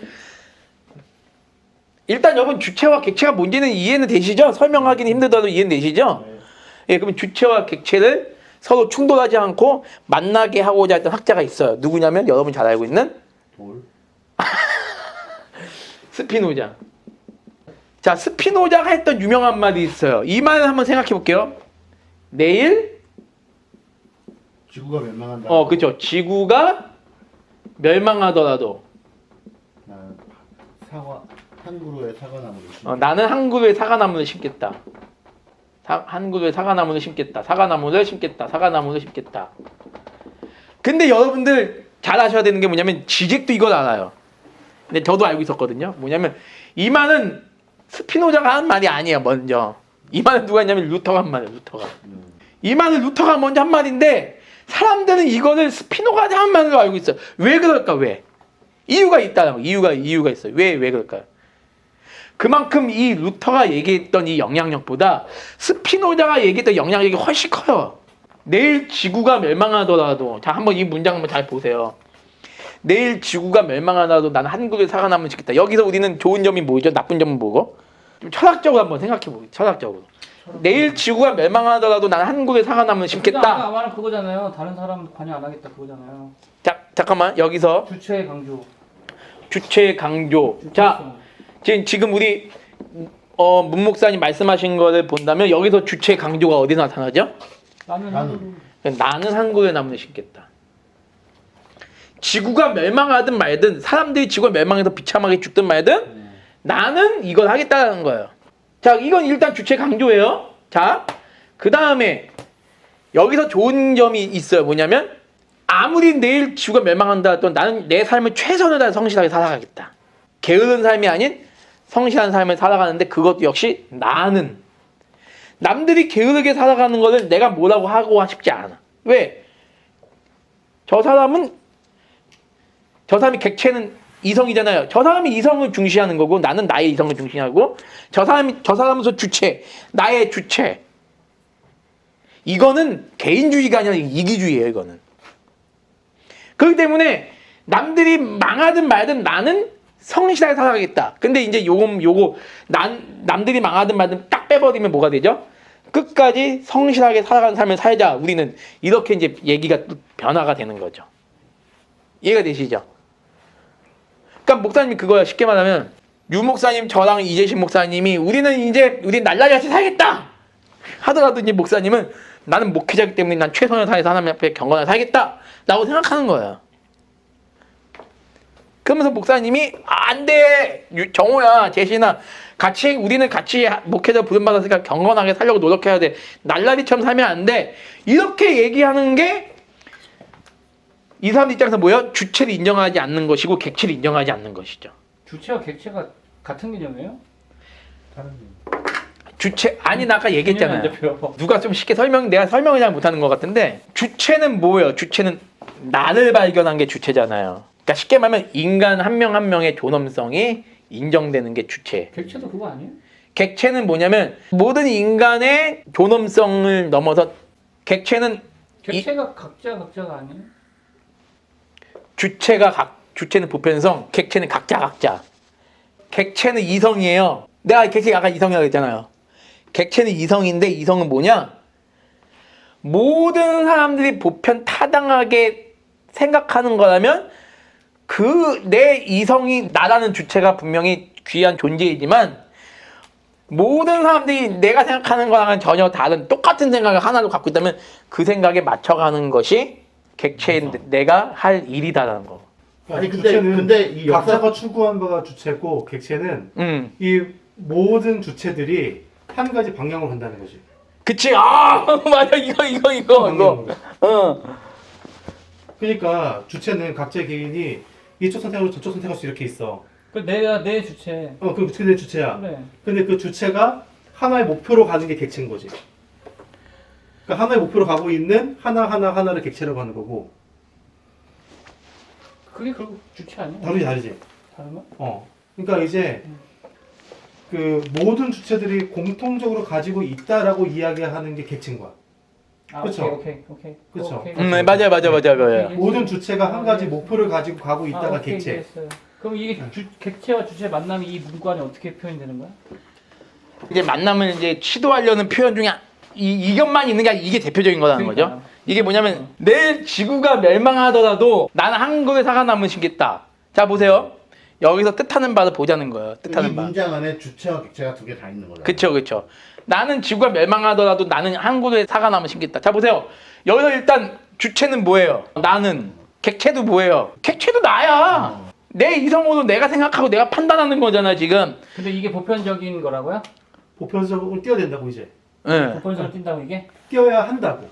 뛴다고가 아니라 뛰어야 한다고. 여기 주체성이 강조되는 거예요. 강조되면서 요거를 지금 이 말을 통해서 우리에게 보여주고자 하는 게 뭐예요? 예를 들어서 이제 여기서 설명이 되는구나.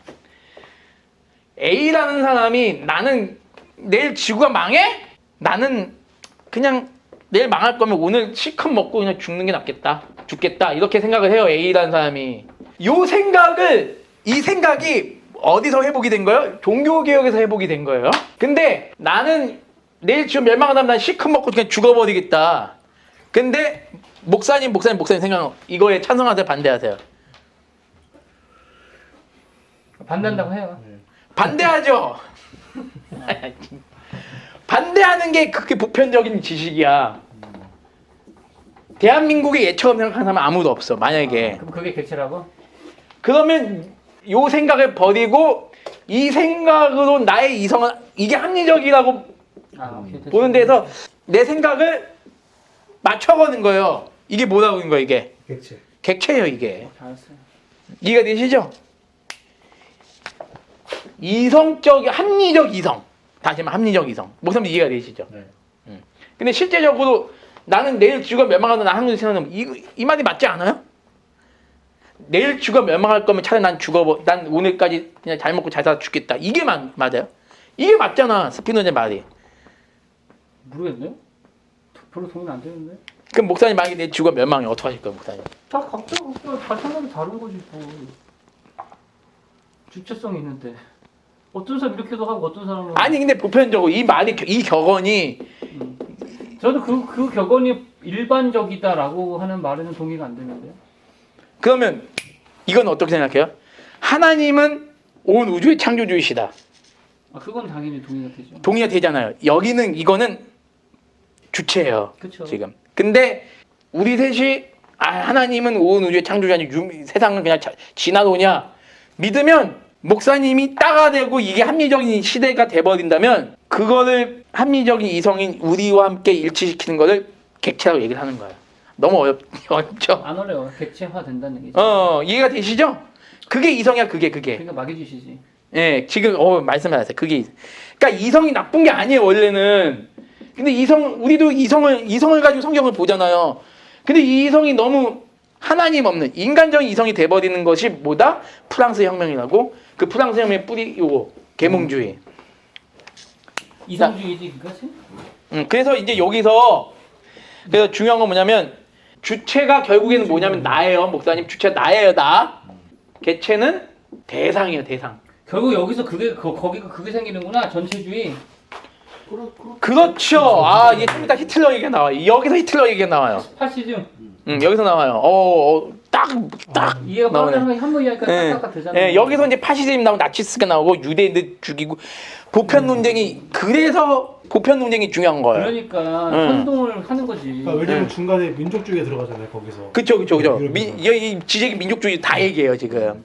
이거 지금 이게 프랑스 대혁명이 예, 완전 막이지. 왜냐면은 프랑스 대혁명이 일어나면서 나폴레옹이 유럽을 점거하면서 저걸 퍼뜨리기 시작했거든. 조사도 안 하고. 그러니까 이제 뭐가 일어나면은 프랑스 혁명을 통해서 각자의 나라들이 민족주의가 발행이 되기 시작하는 거야.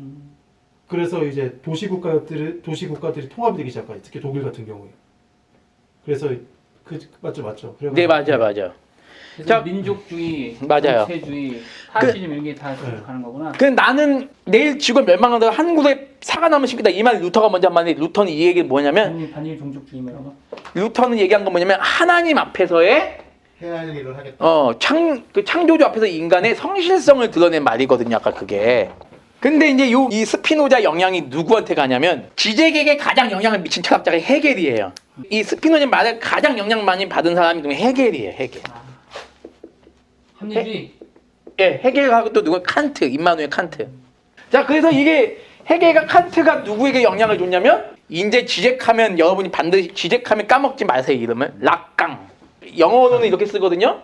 락강인데 이 락강의 영향을 받은 사람이 지적이에요. 이제 이렇게 되는 거예요.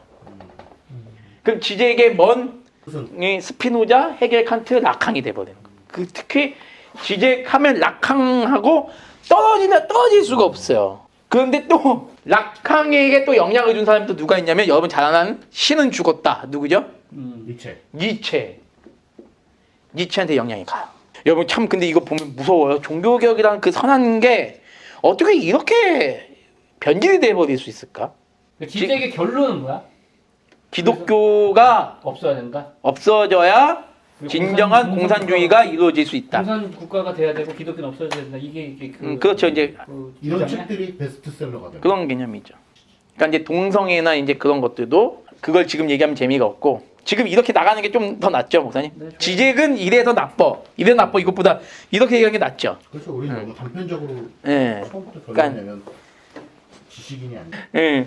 그래서 이제 니체가 얘기하는 게 이거예요, 목사님. 이게 스피노자의 영향이 참 무서운, 그러니까 루터에게 영향을 받으면 상관이 없는데 스피노의 영향을 받아서 참 안타까운 게 뭐냐면 니체가 이렇게 얘기해요.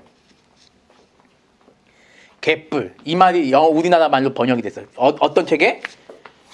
짜라투스트라는 이렇게 말했다라는 책에 니체가 이런 얘기를 해요. 개뿔. 신이 어딨어? 그렇게 번역을 했구나. 예, 신이 어딨어? 신이란 존재는 인간의 이성이 만들어낸 존재일 뿐이야. 이렇게 얘기를 해요. 나의 억지로. 근데 여기서 해겔하고 칸트까지 얘기를 해버리면 너무 길어버리고요. 근데 이 책에 있어서 해겔과 칸트가 굉장히 중요해요. 그래서 제가 이거를 누구야 도울 김용옥이 이게 강의하는 걸 봤는데 결국에는 이게 도울 김용옥 역시 지젝하고 같은 방향으로 이제 성경을 봐요. 그 민중 신학에서 하나님은 이름뿐인 거예요? 물소의 신앙, 내가 그때 얘기했던 구드타프 구티레츠도 하나님 안 믿는 사람이야. 근데 그 사람이 신학자라고 유명한단 말이에요. 그러니까요. 예, 그런 개념이에요. 신을 말하긴 하지만 그들에게는 실제의 존재는 아니네. 인격적 존재도 아니네. 그렇죠. 자, 이 책에 있어서 중요한 거는 뭐냐면 핵심은 뭐냐면요. 신이 개뿔 무슨 신이 있어? 내가 신이 없는 거야 이거는. 그럼 니체 철학에서 가장 핵심은 뭘까요, 여러분들? 핵심. 니체 철학. 순수 이성. 그래서 지금요, 목사님 칸트의 순수 이성을 지젝이 굉장히 존중해요. 자, 그러면 칸트의 순수 이성을 통해서 봤을 때 니체가 얘기하는 말은 뭐냐면 신이 없어. 그럼 뭐가 있는 거야? 나만 있는 거야. 나만. 그러면 뭐가 되죠? 내가 최고야가 되는 거야. 내가 최고야. 주체성에 또? 네, 내가 최고야. 이게 니체 철학 핵심이 여러분들 오늘 니체를 다 배워. 그렇게 얘기하면 안 되고 니체에 대해서 아는 거예요. 니체에 대해서. 내가 최고야. 우리는 그런 생각 안 하잖아. 물론 나도 나라 그러면 안 되지. 물론 저도 내가 최고일 때라고 생각할 때가 있어요. 언제죠? 아플 때 내 건강은 내가 책임져야 돼. 아무도 챙겨주지 않아. 이런 말 많이 하잖아요. 목사님 건강 목사님 책임져. 아무도 챙겨주지 않아요. 사모님이 그런 얘기 하실 수 있잖아요. 그런 문맥으로는 사용할 수 있잖아요. 우리 교회가 우선이지 남의 교회가 부흥되는 게 우선이 아니잖아. 막 이런 얘기. 근데 이제 니체는 그런 차원보다 더 큰 거죠. 주체와 객체에 있어서 나가 제일 중요한 거예요. 자, 보세요. 주체와 객체에 있어서 나가 중요하다면 주체성도 잊어버리지 않고 객체성도 잊어버리지 않는 거예요. 이해가 되시죠? 근데 이 말이 되게 무서운 말이죠. 왜 무섭죠? 신이 없어야 이 말이 가능해. 니체에게는. 니체를 어떤 철학자는 신학자라고 얘기해요. 어떤 신학자? 죽은 신의 신학자. 죽은 신의 신학자. 여기까지 따라오시죠? 예. 지젝이 이 니체를 존중한다는 거예요. 그럼 이 정도만 봐도 지젝이 좀 위험한 인물이 맞네. 이제 이렇게 된 거야. 그래서 이제 서양 철학이 니체를 중심으로 해가지고 다시 너와 나의 그 개념으로 이제 더 돌아가는 이제 너와 나의 개념. 그러니까 종교개혁이 일으켰던 그 종교개혁이 발견한 너와 나의 개념이 아니라 이제는 말 그대로 순수한 철학, 인간이 추구하는 그 철학의 개념으로 이제 가게 되는 거죠. 그 선봉장이 누구냐면 그래서 현대신학에서 니체가 되게 중요해요. 니체는 되게 유명하잖아요. 우리도 다 알잖아. 웬만한 목회자들도. 아마 목회자 아닌 분들도 니체라 그러면 한 번씩은 들어봤을 거예요. 니체가 굉장히 중요하죠. 독일 사람이에요. 그래서 이 책에 있어서 중요한 건 뭐냐면 자, 내가 중요해. 내가 중요하면 자, 여기서 보세요. 보편적 진리가 있냐 없냐예요. 이 책에 있어서 보편적 진리가 있습니까 없습니까? 이 책에 있어서 보편적인 진리가 없어요. 이 책에는. 목사님 생각하는 게 진리라고 확신한다면 그게 진리예요. 신이 없다라고 믿는 내가 진리야. 그럼 우리 기독교에서 이 니체 사상을 접목하려면 어떻게 접목하면 좋을까요? 전체가 하나로 가면 니체의 사상을 우리가 따라갈 수 있겠죠. 교회는 하나님이 있다고 믿는 게 진짜 참교회야. 이렇게 하면 좀 얘기가 달라지겠죠. 이게 좀 어렵는데 아무튼 이런 개념입니다. 서양 철학의 핵심은 뭐냐면 결국에 지금까지 얘기한 걸 보니까 서양 철학의 핵심은 뭐다? 주체가 중요하냐? 개체가 중요하냐? 이게 아까 무슨 논쟁이라고 했죠? 보편 논쟁이 이게. 주체가 중요하냐? 개체가 중요하냐가 중요해요. 그래서 무엇이 중요하느냐에 따라서 인간을 보는 시각, 세상을 보는 시각이 달라지고 근데 웃긴 건 뭐냐면 뭘 보든지 간에 이제 서양 철학에서는 하나님 중심은 아닌 사회가 돼버리는 거죠. 근데 여러분 받을 때 주체가 먼저냐 개체가 먼저냐 아까 우린 늘 얘기하는 거예요. 유명론이 먼저냐 실제론이 먼저냐 똑같은 이게 그거거든요. 똑같은 말이에요. 네. 주체는 뭘 중시 여기죠? 개인. 나. 개체는 뭘 중시 여기죠?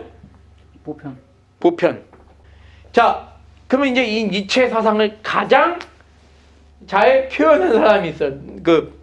그 넌센스예요. 내가 최고야. 아까 전에 처음에 얘기했던 내가 최고야. 누구죠?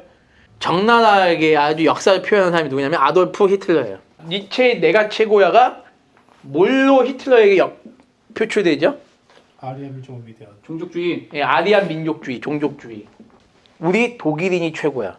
가장 쓰레기는 유대인과 집시족이야. 얘네를 어떻게 해야 돼? 죽여야 돼.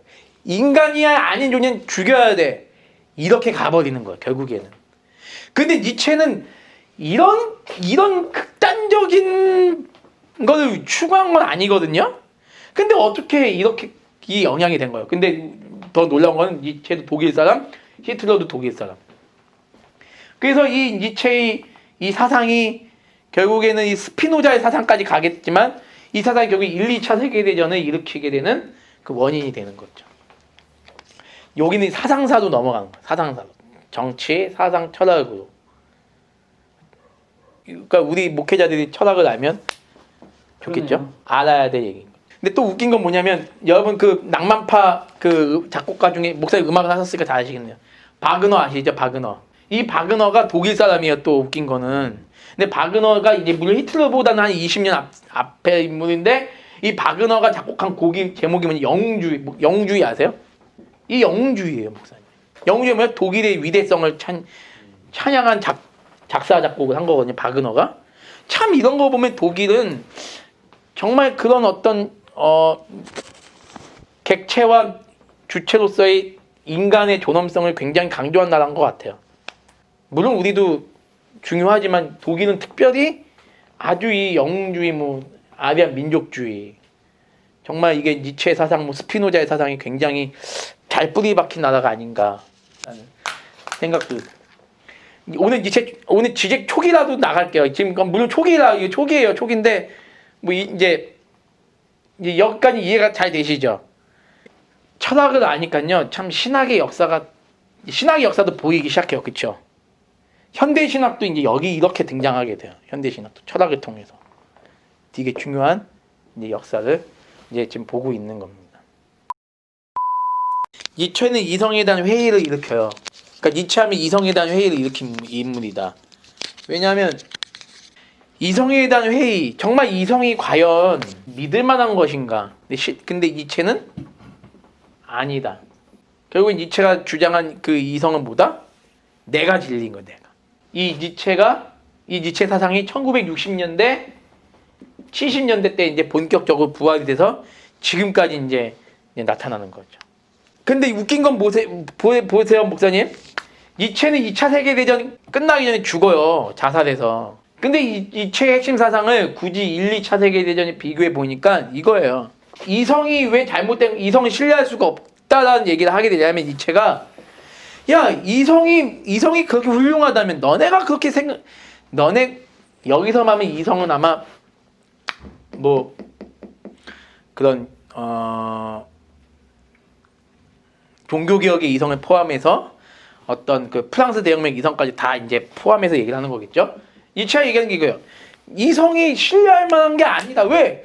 정말 이성이 좋은 거라면, 인간의 이성이 좋은 거라면 어떻게 그 인간의 이성으로 무시무시한 무기를 만들어 사람들 죽이는 전쟁을 할 수 있느냐? 어떻게 니네가 그 이성을 가지고 어떻게 1, 2차 세계대전을 일으킬 수 있느냐? 이렇게 나가는 거야. 그래서 자살해요? 아니. 니체의 사상을 나중에 니체의 사상을 따르는 사람들에 의해서 얘기가 나오는 게. 니체의 주장을 보니까 이거는 이성으로 이거는 납득될 수가 없다라는 얘기를 하는 거죠. 그러니까 이성주의에 대한 반발이 생기는 거죠. 이성주의에 대한 반발. 그래서 이 이성주의에 대한 반발을 중심으로 어떤 학파가 생겨나죠. 독일의 이름을 지명 이름을 딴 학파가 생겨요. 프랑크푸르트 학파. 프랑크푸르트 학파가 생겨요.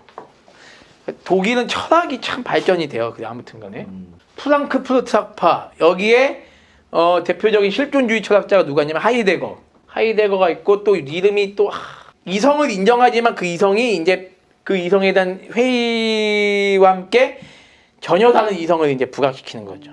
완전히 얘는 철저하게 완전히 나만의 고립된 이성 이렇게 얘기하고 싶어요. 더 주체가 강조되는구나. 그렇죠. 나만의 철저하게 고립된 이성. 개체가 그러면 그 니체와 같은 라인이에요? 니체를 따르는 사람 니체주의라고 얘기할 수 있죠. 실존주의 철학. 네. 아니 실존주의 철학 중에 키에르케고르 같은 분은 그래도 좋은 분이라고 볼 수 있어요. 키에르케고르. 근데 이제 하이데거가 있고 또 갑자기 이 프랑크푸르트 학파의 언어학의 비트겐슈타인. 비트겐슈타인. 역시. 예, 비트겐슈타인. 박사. 예. 비트겐슈타인. 또 아인슈타인. 프랑켄슈타인. 호퍼? 뭐 있는데 호프하이머? 아도르너. 이 아도르너가 있고 또 한 명이 있어요. 아무튼 4명이 있는데 프랑크푸르트 학파를 대표하는 4명의 학자들이 있어요. 이 사람들이 얘기하는 게 뭐냐? 인간의 이성이 결국에는 잔인한 무기를 만들고 전쟁 일으키고 사람 죽이는 데 쓰는 것밖에 더 있냐? 인간의 이성을 촉진시키는 말미암아서.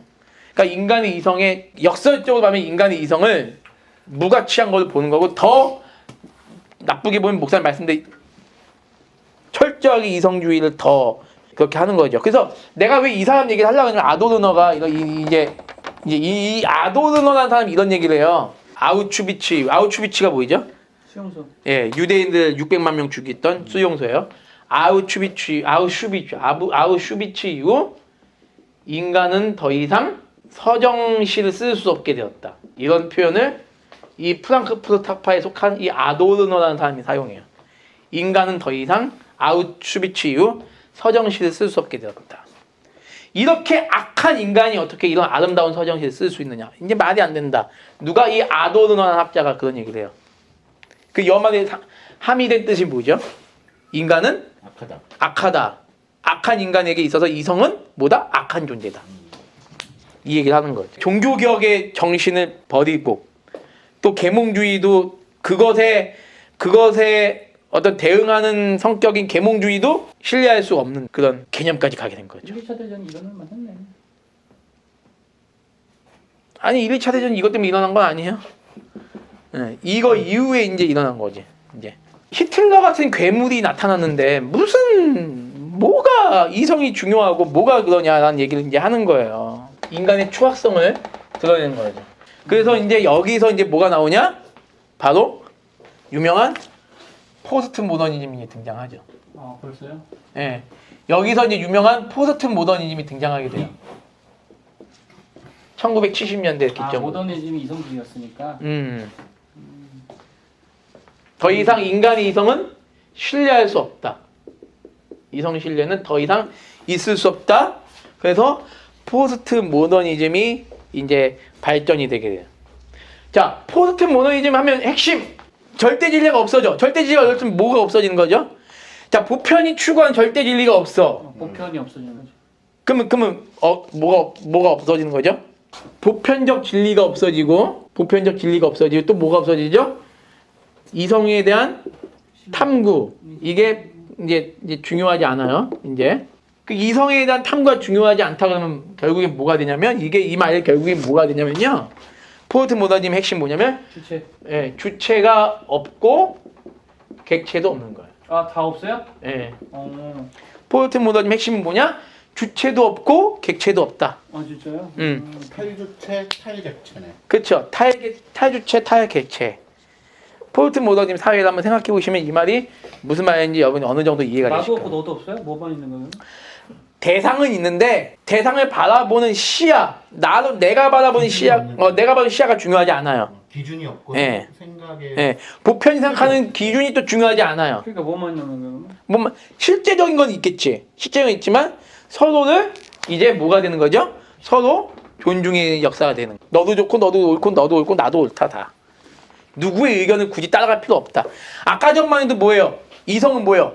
보편의 진리를 추구하는 게 참된 이성이거든. 근데 얘는 이제 그게 아니라는 거야. 보편도 없고 객체도 없고. 네, 뭐 아니 좀 더 표현 좀 더 이건 이렇게 이 주체도 없고 객체도 없는 표현이 맞죠? 그래서 이제 이렇게 돼버렸어요. 나도 없고 너도 없는 거야. 그냥 나도 없는 거야. 나라는 인간이 있지만 나는 없는 거예요. 나의 생각. 예, 그 나는 없는 거. 너라는 인간 있지만 너라는 인간도 없는 거야. 너는 있지만 근데 우리 서로 존중하고 사랑하자. 이제 이런 개념으로 가는 거지. 이게 포스트 모더니즘. 그 니체가 이렇게 가는 거야. 우리 같은 경우에는 이제 성경을 믿는 사람들이니까 이게 옳다 그르다의 어떤 분별점이 있잖아요. 예. 근데 하나님을 믿지 않는 사람의 입장에서는 이런 게 옳다 그르다 그런 분별점이 있나요?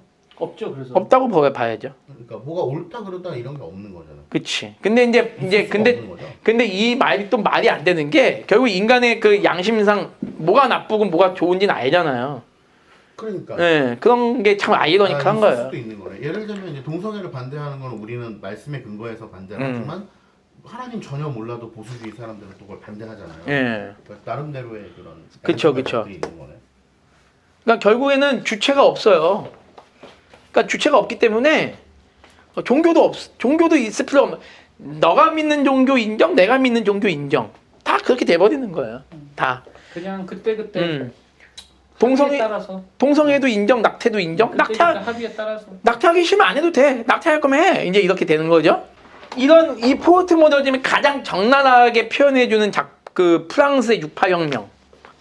이거를 여러분이 좀 기억해 주시면 좋겠어요. 프랑스 68혁명. 68혁명의 핵심을 한번 네이버로 한번 찾아보시고요. 68혁명은 뭐냐면 포스트 모더니즘을 아주 적나라하게 보여준 혁명이에요. 6월 8일 날 일어난 혁명인데 그게 1900 몇 년인답니다. 뭐냐면 여기는 나체 영화를 찍어도요. 가족끼리 나체 영화가 가족끼리 그러니까 부모가 아이들 앞에서 성기를 보여주고 막 엉덩이를 막 보여주고 애들도 막 부모 앞에서 그 길거리에서 막 보여주는 영화예요. 그게 뭐예요? 어떤 거죠? 가족의 개념이 해체되는 거죠. 가족의 중요성 없어요. 그 영화에서. 예, 해체주의가 되는 해체주의. 프랑스 68 이게 프랑스가 참 이런 거 보면 참 나빠. 설비에 나왔죠. 68혁명을 통해서 가족의 해체가 등장하고 포스트 모더니즘이 적나라하게 등장하고 영화에 보면 이거는 지재기 한 표현입니다. 참을 수 없는 존재 가벼움. 아, 지적이라는 얘기예요? 대박. 영화 뭐 어디고 영화에서 나오잖아. 참을 수 없는 존재 가벼움. 이 참을 수 없는 존재가 누구죠? 여러분 참을 수 없는 존재가 누구죠? 니체에 하면 인간이에요. 인간은 어떤 것도 참을 수 없다. 성욕도 참을 수 없고 인간은 식욕도 참을 수 없고 수명력도 참을 수 없다. 인간은 참을 수 없는 존재. 인간의 가벼움. 이게 얼마나 무서운 말이에요. 인간이 얼마나 가벼운 존재다라는 사실을 지적이 얘기해요. 그래서 인간은 이성? 아니야. 인간은 진리, 이성 이런 걸 다 부정하는구나. 인간은 이거는 그래서 얘가 이 지적이 추구하는 건 뭐냐면 이렇게 살 거면 살아라. 단 막을 거면 확실히 막아라라는 거야. 이런 참을 수 없는 존재인 인간의 이 도덕성 타락을 막을 거면 확실히 막되 어영부영 막을 거면 막지 말고 그냥 그렇게 인간의 이런 참을 수 없는 존재로서의 삶을 즐기게 해라라는 게 지적의 이야기야. 그런 개념이에요 지금. 딱 우리 지적이 얘기하는 게 뭐냐면 신자유주의를 얘기해요. 신자유주의 정의 한번 내주세요. 이거는 정의를 내린다기보다는 우리는 자유주의잖아요, 목사님. 우리는 자유주의예요. 이 개념하고 반대가 신자유주의예요. 우리가 추구한 자유주의와 신자유주의는 개념이 달라요. 그러니까요. 이 개념 뭐냐면 신자유주의는 포스트 모더니즘적 자유주의예요. 아 모든 걸 해체하는 자유구나. 네. 강권주의는 네. 아니라. 포스트 모더니즘적 자유주의예요. 그래서 여기서 신자유주의가 이제 등장하게 되는 거죠. 언제? 70년대 말 80년대 중순부터. 기준이 없는 자유주의. 네, 그런 개념인 거죠. 경제적 자유 방임주의. 방임주의. 방임주의. 그러니까 이렇게 생각하면 돼요. 뭐냐면, 그러니까 네가 돈이 많으면 네가 열심히 벌고 네가 열심히 사는 거 뭐라 안 해. 열심히 벌어, 살아. 대신에 뭐가 되죠? 통제 안 할게. 네가 벌고 네가 그 어떻게 네가 뭐 방종하게 쓰든 뭐 나태하게 쓰든 통제 안 할 테니까 벌어. 너가 그것밖에 없어? 그럼 넌 그 정도 열심히 살아. 신자유주의는 통제라는 개념이 없고 방종이라는 개념도 없는 거예요. 방종. 그 혹시 그런 거 아닙니까? 도덕 윤리 이런 게 좀 없는. 그쵸, 말하는 거 아닙니까? 그쵸, 맞죠. 그쵸? 예, 도덕과 윤리가 없는 걸 그런 얘기하는 거, 거죠. 규범이나 예, 이런 거. 대신에 뭐 책임은 네가 제일 건가? 거기까지 나가야죠. 그쵸? 예, 네가 막 살아도 삶 죽여도 대신 뭐 감옥 가 이런 거? 그렇게까지는 얘기는 안 해도 아까 뭐 그거- 그런 의도까지 가는 지적의 거죠. 의도가 그런 거 아니에요? 근데 이제 지적의 의도가 여기서 끝나면요, 너무 지적에 대해서 모르는 거고. 아 진짜 재밌다. 네. 4시 다 됐는데. 이제 5분 안에 끝낼게요. 그 지적하면 또 뭐가 여기서 이제 계속 나와요. 그래도 지적에 있어서는 구속이 필요 없어요. 너가 하는 대로 살면 돼. 너가 벌고 싶은 대로 벌고. 아무것도 강요하지 않는 예, 거야. 너 그러면 하면 돼요. 이게 그래서- 신자유주의구나. 그래서 이제 이런 예를 들기는 그렇지만 이제 도울 김용호는 이런 예를 들어요. 지적 얘기하면서 보편복지. 북유럽 가면 스위스, 스웨덴, 오스트리아 이런 데 보면 보편복지가 발전되지 않았냐. 일단은 우리는 모든 국민들이 국가의 역할이 뭐냐. 이제 도울 김용호 이런 얘기예요. 보편복지를 제대로 실현하자. 어떤 똑같이 줘라. 무조건. 무조건. 이재명? 국가가 통제할 수 없다. 국가가 이거 법으로 지정할 수 없다. 판단하지 네. 말라는 거구나. 스위스가 이렇게 하고 있다. 아, 라는 개념을 얘기하는 거죠. 그러니까 이 개념을 지적도 똑같이 얘기해. 이제 이렇게 얘기를 하는 이게 건. 포스트 모더니즘적인 거예요? 예. 자, 지적하면요, 3가지를 기억하시면 돼요. 첫 번째, 이런 사상은 이제 다음 주부터 본격적으로 지적에 대해서 얘기를 드리기로 한다면, 지적의 첫 번째 사명은 뭐냐면, 해결을 락항적으로 푸는 게 지적의 사명이에요. 해결을 락항적으로 푼다. 다음에 한다고요? 예. 두 번째, 중요한 거, 우리에게 아주 중요한 겁니다. 기독교 유산을 회복하고, 부셔버린다. 아니야, 장려하는 것이다. 왜곡시켜서. 아니요, 여기까지는 그런 개념 없어요. 여기까지, 순수하게 여기까지 기독교 유산을 회복시켜 장려시켜서 이걸 나중에 없애는 작업이에요. 기독교가 자본주의 악이다라는 얘기는 하죠. 근데 보세요, 목사님, 아싸리 지적이 기독교 유산을 없애버리고 말살시키는 것이다 얘기하면 상관이 없는데, 기독교 유산을 회복하고 장려해서 나중에 기독교 없앤다는 개념하고 또 달라요. 어느 말이 더 무서울까요? 먼저 그걸 내세우는 게 나을까요? 이걸 내세우는 게 나을까요? 양의 탈을 쓴 악마네. 이게 무서운 거예요. 기독교인의 지지를 일단 받겠다는 얘기네. 왜냐? 서구 사회는 기독교 역사 없이 설명될 수 없기 때문에. 그러니까 우리가 기독교 버릴 수는 없다. 무슨 말인지 아시죠? 세 번째가 뭐냐면, 지적에 있어서 세 번째는 뭐냐면, 공산주의를 공산주의 부활이 아니라 공산주의를 부흥시켜야 한다. 그래서 이제 나중에 이제 다음 주에 얘기하겠지만, 지적 철학의 핵심의 성경 토대가 어디냐면, 그는 본래 하나님과 동등하셨으나, 빌립보서 2장 말씀입니다. 2장 말씀 보면, 그는 본래 하나님과 동등한 본체였으나 하나님과 동등됨을 취하지 아니하시고 죽기까지 자기를 비워 십자가에서 순종하셨다라는 게 이 지적 철학의 성경 핵심이에요. 자본가들한테 그걸 요구하는 거구나. 그 개념을 이해하자면. 찾아줘라 이렇게. 괜찮으시죠? 오늘 여기까지만 할게요 오늘. 재밌네요. 예. 고생하셨습니다. 아니 좀 더 하려고 했는데 시간이 안 되겠다는 생각이 들어서. 건강.